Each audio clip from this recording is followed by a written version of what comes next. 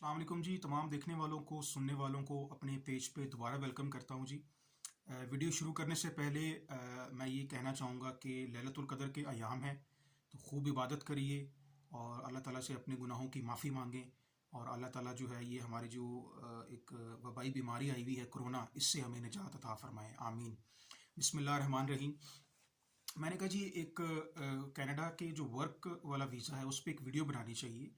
आपने अक्सर यूट्यूब पे देखा होगा और आपने अक्सर ऐड पे भी देखा होगा कि अक्सर आपको नज़र आ रहा होता है कि जी फार्म वर्कर वीज़ा, या आप कह लें कि लेबर वर्कर वीज़ा, या कार सर्विस वीज़ा, या कार वॉश वीज़ा, या लेबर वीज़ा, कोई भी जो छोटे कैटेगरी के जो वीज़ाज़ होते हैं उसके आपको ऐड और उसके आपको वीडियोस ज़्यादा मिलेंगी।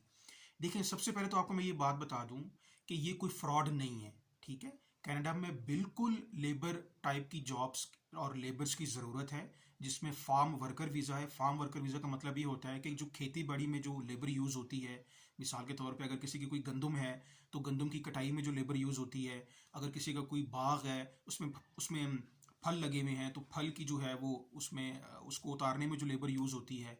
उसके बाद अगर किसी का कोई चेरी का बाग है, किसी का माल्टों का बाग है, किसी का आम का बाग है, उसमें जो लेबर यूज़ होती है तो उसको फार्म वर्कर वीज़ा भी कहते हैं। तो ये वीज़ा जो है ये बेसिकली उन लोगों के लिए होता है जो कि मैट्रिक पास होते हैं, या जो मैट्रिक से भी कम होते हैं, जिनका साल 2 साल का तजुर्बा भी होता है, जिनके पास कोई डिग्री नहीं होती, कोई कुछ नहीं होता, सिर्फ उनके पास एक्सपीरियंस होता है, वो ये वीज़ा ले सकते हैं।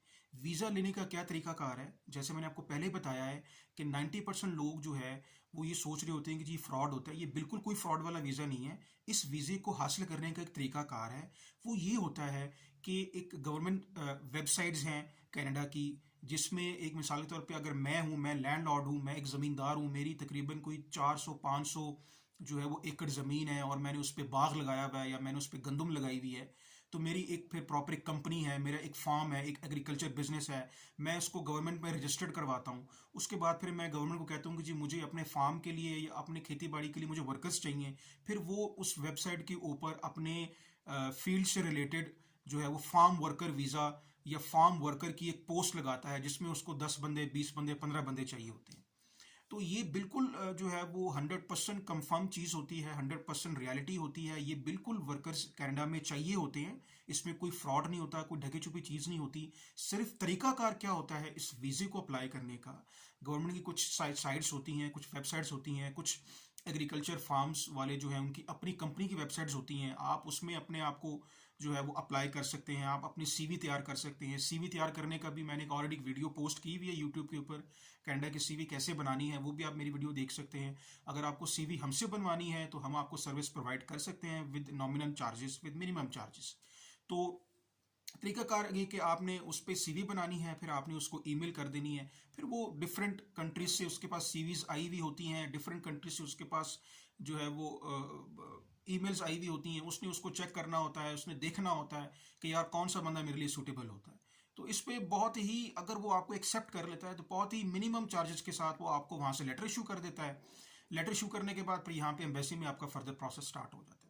तो मैंने कहा जी इस पर लाजमी एक वीडियो बनानी चाहिए। मैं अक्सर यूट्यूब्स पे देखता हूँ, हमारे जितने भी कंसल्टेंट्स हैं वो वीडियो बनाते हैं, या हमारे जितने भी दोस्त अहबाब वीडियोस बनाते हैं, तो ये बिल्कुल फ्रॉड नहीं होता, ये कोई झूठ चीज़ नहीं होती। बिल्कुल वहाँ पे ज़रूरत होती है फार्म वर्कर्स लोगों के लिए।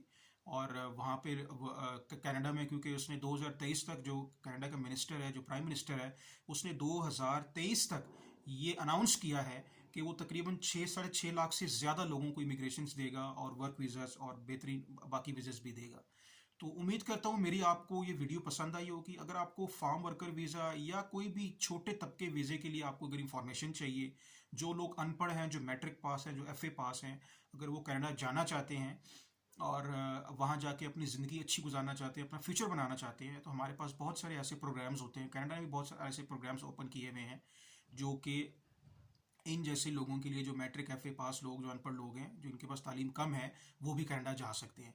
एक बात जो है वो आप लाजमी अपने जहन में बिठा लें कि जब भी आप किसी कंसल्टेंट से उसकी खिदमात हासिल करेंगे तो वो लाजमी सी बात है वो अपने सर्विस चार्जेस वो अपने सर्विसेज चार्ज करेगा, तब आपको वो अपनी सर्विस प्रोवाइड कर सकेगा।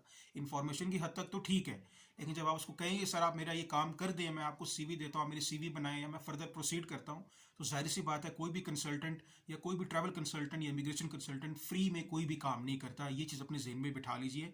और एक और चीज़ मुझे याद आ गया कि कनाडा का जो इमिग्रेशन वीज़ा, जो वर्क वीज़ा होता है, ये बेसिकली सऊदी या दुबई की तरह नहीं होता कि यहाँ पे जो हमारे ट्रैवल एजेंट्स होते हैं या ट्रैवल कंसल्टेंट्स होते हैं उनके पास ये वीज़ाज़ होते हैं। ये ज़रूरी नहीं होता।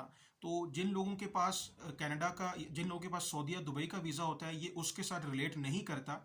दुबई सऊदीया का जो वीज़ा होता है ये टोटली डिफरेंट होता है। यहाँ पे एजेंट्स के पास वीज़ा होते हैं, एजेंट्स उस और ऑलरेडी वीज़ा होता है, कफील की तरफ से वीज़ा आया हुआ होता है, सिर्फ उसने यहाँ से जो वीज़ा होता है उसके पास, प्लम्बर का, इलेक्ट्रिशियन का, जो भी वीज़ा होता है, उसने उससे रिलेटेड बंदा यहाँ से पिक करके कफील से इंटरव्यू करवाना होता है और विद इन 3-4 महीने में वो बंदा Saudi, Dubai, Qatar, Bahrain, Oman चला जाता है। कनाडा का ऐसा नहीं होता। कनाडा को अप्रोच करने के लिए आपने सीवी बनानी है और रेलिवेंट एक्सपीरियंस शो करना है। आपने उस मालिक को, उस कफील को यहाँ से ईमेल करनी होती है अपनी सीवी, अपनी डिटेल्स, फिर वो देखता है, अगर उसकी समझ में आ जाए फिर आपको वो स्काइप पे इंटरव्यू करेगा। मे भी इंटरव्यू ना भी करे, अगर वो इंटरव्यू कर लेता है कोई इतनी बड़ी बात नहीं, कोई मुश्किल काम नहीं है, उर्दू में भी आप इंटरव्यू दे सकते हैं, उनके पास ट्रांसलेटर्स होते हैं।